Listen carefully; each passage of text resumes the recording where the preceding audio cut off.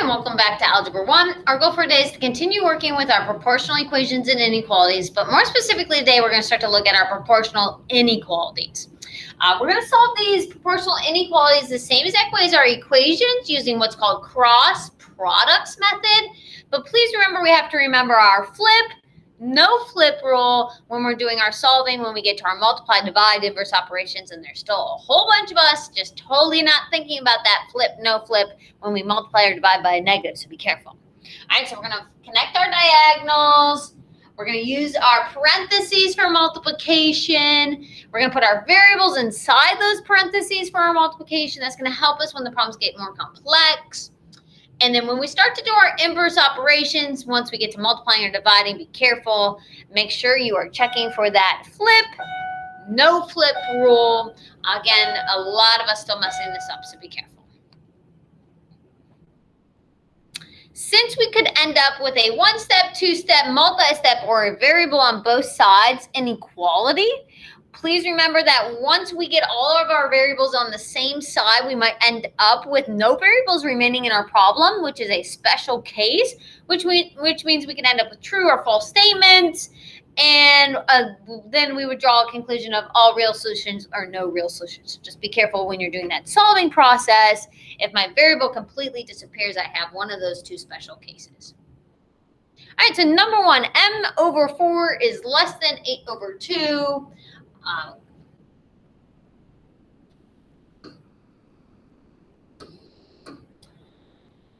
Since we're in the format of fraction, inequality sign, fraction, we have a proportion, we can do cross products method to help us solve.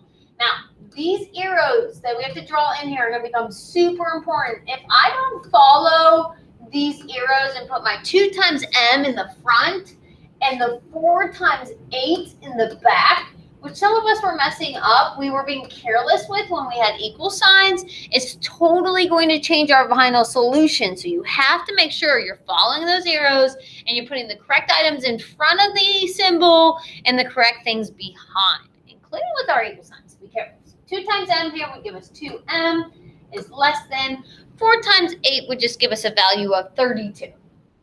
All right, once we get here, we have a one-stepper where we have to divide both sides by 2. This is my check to see if I have the flip step. Since this is a positive 2 in this case, no flip. If that was a negative 2, it would have to become a greater than symbol, and a bunch of us, again, are not checking for that flip, which means this step would be wrong, my answer would be wrong, my graph would be wrong, so be careful. So m is every value or every number less than 16. All right, let's make a graph for our solutions. 16 in the middle, 15 and 14 getting smaller, 17 and 18 getting bigger. Open circle, and we should be shading everything less than all the way to negative infinity. All right, number 2, we want to solve for the variable g when we're told 7 over g plus 3 is greater than or equal to 2 over 30. Since we're in that format of fraction, inequality, fraction, we have a proportion, we can use cross products to help us solve. 30 times 7 has to go in front of our greater than or equal to symbol. And this 2 times, I'm going to put parentheses and g plus 3 inside of it, has to be on the back side. If I don't follow my arrows here correctly, every step is going to be wrong, including my answers of solutions and my picture of solutions. Be careful. All right, 30 times 7 then would give us a 210. Is greater than or equal to. On our backside, we have to distribute or expand using our distribute property. So 2 times g gives us a 2g, and a 2 times 3, which will give us a plus 6. All right, we now have a 2-step problem. So my suggestion box, cover up your term that has g. We need to get rid of the add 6 part first by subtracting a 6 from both sides.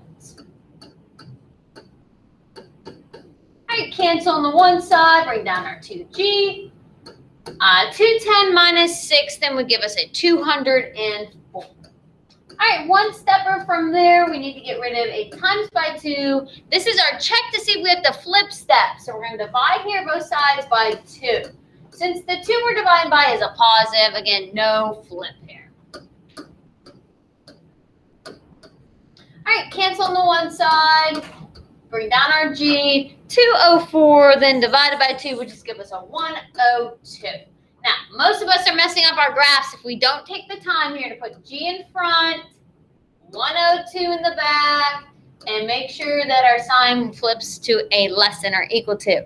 Both of these, no matter which one I use, get shaded to the left, so be careful. 102, 103 getting bigger, 104 getting bigger, 101, and 100 getting smaller.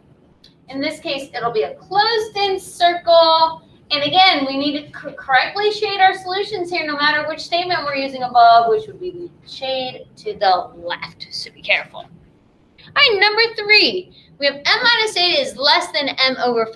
Now, right now, we'd say this is in a proportion. I can't use cross products.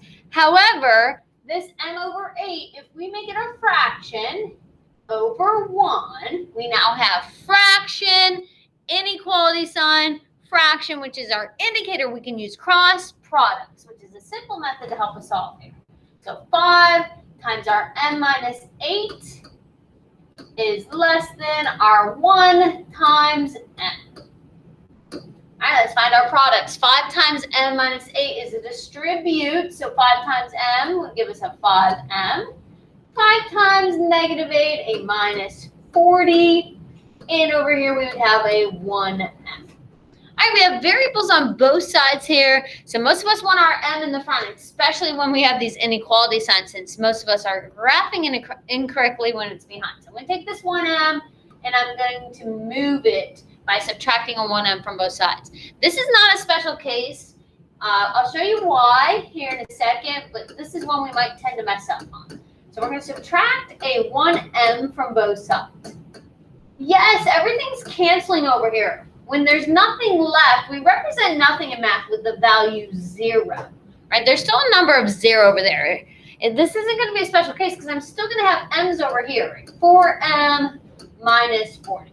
Right? And this is actually a 2-step from here on where we have to get rid of a subtract and a multiply. So we need to get rid of that subtract 40 next by adding 40 to both sides. And now you'll see, oh, all right, I'm going to be adding 40 to the nothing or the 0 that was left over there. And I'm not stuck. I can keep solving. So 4m is less than 40. All right, our next step is our multiply divide step where I have to check to see if it's a flip. In this case, again, we're dividing by a positive 4, so we won't have a flip. But if that was a negative 4, it would have to change to greater than, and a bunch of us are still forgetting to do that task, so be careful. All right, so m is every number less than 10. So open circle in this case at 10, and we should be shading things less than, which would be all the way to negative infinity. All right, last one. Number 4, we want to solve for the variable n. When we're given 5 over 2n minus 4 is every number greater than 10 over 3n plus 3. All right, since we have fraction, inequality, fraction, we can use cross products to help us solve. 5 times our 3n plus 3 must go in front of our greater than. If I put it in the back, everything's going to be wrong from this point on, so be careful. Follow those zeros properly. 10 times 2n minus 4 needs to end up behind our inequality. All right, to simplify here, we have to distribute on both sides. So 5 times 3n would give us a 15n. 5 times 3 would give us a plus 15. Same thing on the other side. We have a place where we need to distribute. So 10 times 2n would give us a 20n. 10 times minus 4, negative 4, would give us a minus 40. All right, we have variables on both sides here. So I'm going to take this 20 and move it to the front, since most of us are getting stumped when our variables in the back with our inequalities and graphing our solutions. So I'm going to subtract, and the amount here is a 20n from both sides.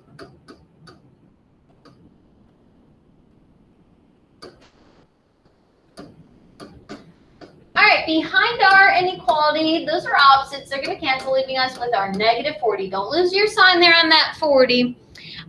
15 minus 20n will give us a negative 5n plus 15. All right, not a special case.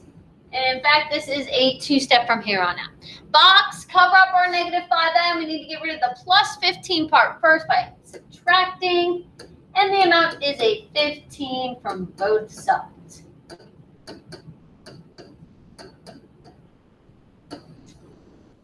All right, well, the negative 5n is greater than negative 55. All right, one step from there, we need to get rid of a multiply by negative 5. Our next step is our check to see if we flip step. Since we're dividing here by negative, on this step, this now has to flip and become a less than. If I do not do that flip, my next two steps are wrong, and my graph and where my arrow points in my graph are wrong, so be careful. So n is every number less than 11, not greater than. If I didn't flip, these last two steps would be wrong, and my shade and my arrow, my graph would be wrong, so be careful. So in this case, n is every number less than 11, so open circle at 11, and we should be changing things all the way to negative infinity. All right, I hope that helps you attack your work for today. See you guys later.